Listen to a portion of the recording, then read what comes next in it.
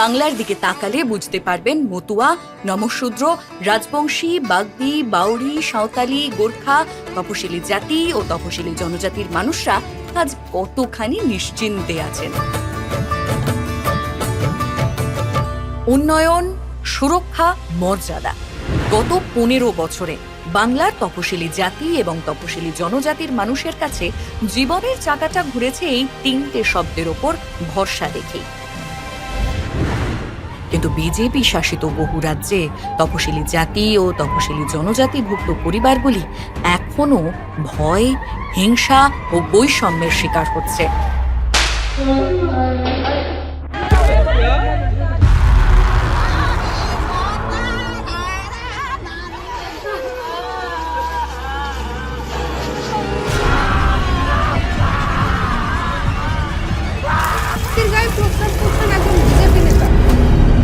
নির্বাচন এলেই বিজেপির মনে পড়ে পিছিয়ে পড়া মানুষদের কথা।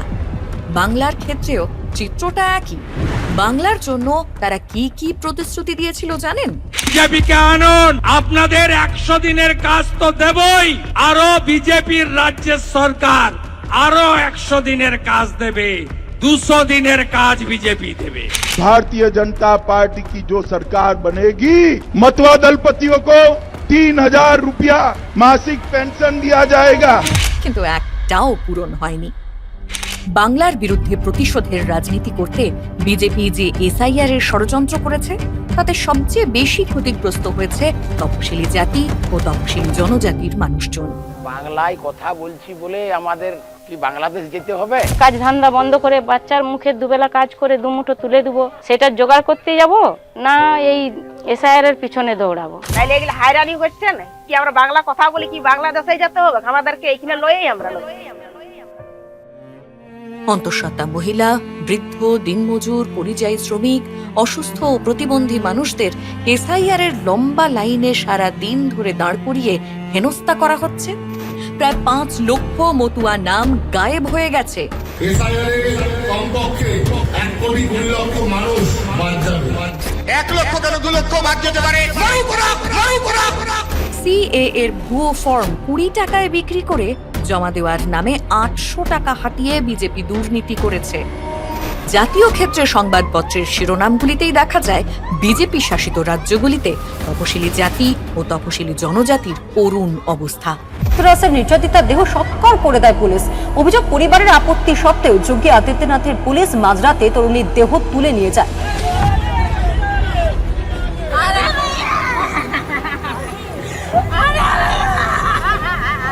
युवक की पिटाई की गई, उसकी शर्ट उतारकर उसे झाड़ से बांधकर उसे उल्टा लटकाकर बताया गया, पीटा गया। আইনে বদল এনে মোদী সরকার ফরেস্ট কনজারভেশন রুলস 2022 মাধ্যমে আদিবাসীদের সম্মতি ছাড়াই বনের জমি কর্পোরেটদের হাতে তুলে দিচ্ছে। এই বিজেপি বারবার বলেছিল লোকসভায় 400 আসন পার করবে, আপকি বার 400 পার। আর ইউনিফর্ম সিভিল কোড নিয়ে আসবে যাতে সংরক্ষণের মতো আমাদের সমস্ত সাংবিধানিক অধিকার কেড়ে নিতে পারে, আমাদের বৈচিত্র্যের মধ্যে ঐক্যের আবহকে ভেঙে চুরমার করে দিতে পারে। অথচ বিজেপির এই অত্যাচার, এই অনাচারের বিরুদ্ধে ঢাল হয়ে দাঁড়িয়ে বাংলা যেন এক অন্য পথ বেছে নিয়েছে। আমরা জঙ্গলের অধিকার আদিবাসীদের দিয়েছি। আমরা বলেছি আদিবাসীদের জমি হস্তান্তর চলবে না, আদিবাসীর জমি কেউ কেড়ে নিতে পারবে না, আদিবাসীর জমি আদিবাসীর হাতেই থাকবে। এটা আমরা তাদের অধিকার দিয়ে আমরা পরিষ্কার বলে দিয়েছি। যে কোনো পাড়ায় কোনো এসসি ভাইয়ের জন্য বা বোনের জন্য বা কোনো সম্প্রদায়ের মানুষের জন্য ভারতবর্ষের প্রধানমন্ত্রী, স্বরাষ্ট্রমন্ত্রী বা কোনো সাংসদের নেতৃত্বেও কেন্দ্রীয় সরকার তৎপরতা দেখিয়ে একটা জনকল্যাণমূলক বৈঠক করেছে, আমি আপনাদের কাছে কোনোদিন মুখ দেখাবো না। বাংলার সকল মানুষকে আগলে রেখেছেন মমতা বন্দ্যোপাধ্যায়। দিদি থাকতে বাংলার তপশিলি ভাই বোনেদের ওপর বিপদের কোনো আঁচ এসে পড়বে না। দিদি করেছে, এছাড়া এর আগেও তো বহু পার্টি এসছে গেছে, কোনো পার্টি করেনি, মমতা দিদিই করে গেছে। রাস্তাঘাট, আমাদের বয়স্ক ভাতা সব। জন্ম থেকে মৃত্যু পর্যন্ত এই মামাটি মানুষের সরকার, মনে রাখবেন, যতদিন থাকবে আপনাদের জন্য করে যাবে। এটা আমাদের কাছে গর্বের, দিদি যা বলে দিদি করে দেখায়, তৃণমূল বলে করে দেখায়, তৃণমূল কথা দিয়ে কথা রাখার দল। বাংলায় বিভাজন করা, এরা চায় বিভাজন করে মানুষকে উস্কে দিয়ে নিজেদের দিকে টানতে, আর আমরা চাই আপনাকে পরিষেবা দিয়ে নিজেদের সাথে রাখতে। মা মাটি মানুষের সরকার তপশিলি জাতি ও তপশিলি জনজাতির নিরাপত্তা, মর্যাদা ও উন্নয়নকে অগ্রাধিকার দিয়েছে। অথচ অন্যদিকে দেখুন, বিজেপি শাসিত রাজ্যগুলিতে রয়েছে কেবলই ভয় ও বঞ্চনা।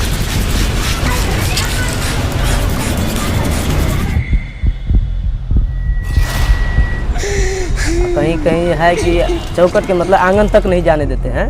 शूद्र का काम ब्राह्मण, क्षत्रिय, वैश्य की सेवा करना है। ये बयान असम के भाजपाई मुख्यमंत्री हेमंत बिस्व शर्मा का है।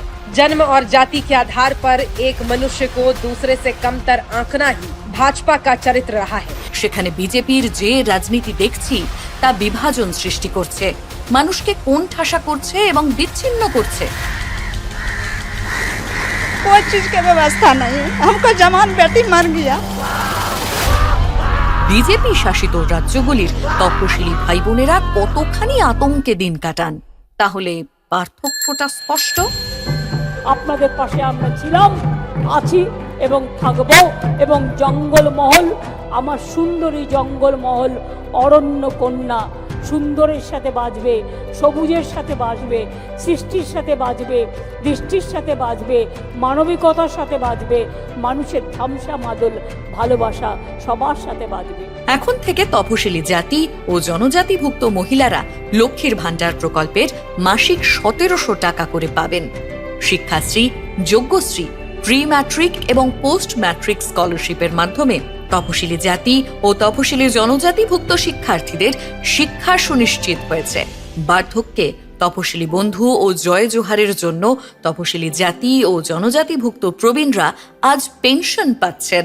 শাসন ব্যবস্থাকে তাদের দোরগোড়ায় পৌঁছে দিয়ে তপশিলি জাতি ও তপশিলি জনজাতি সম্প্রদায়ের জন্য 16টি ওয়েলফেয়ার বোর্ড তৈরি হয়েছে এবং 1.69 কোটিরও বেশি তপশিলি জাতি, তপশিলি জনজাতি ও অন্যান্য অনগ্রসর শ্রেণীর নাগরিককে জাতিগত শংসাপত্র প্রদান করা হয়েছে।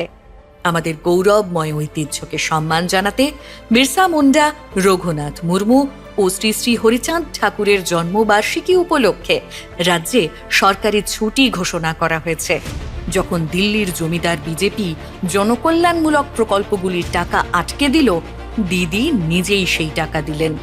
যখন এসআইআর এর মাধ্যমে ভোটার তালিকায় নাম কেটে দেওয়া হচ্ছিল, তখন দিদি সুপ্রিম কোর্টে বাংলার মানুষের হয়ে সওয়াল করে এলেন।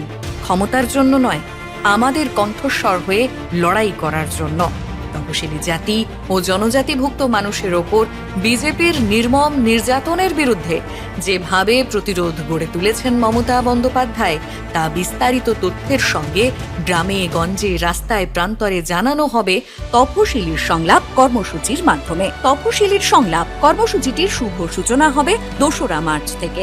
বাংলার তপশিলি জাতি ও তপশিলি জনজাতিভুক্ত মানুষদের জন্য দিদির এই লড়াইকে আরও শক্তিশালী করতে মিসড কল দিন এই নম্বরে 9738097380।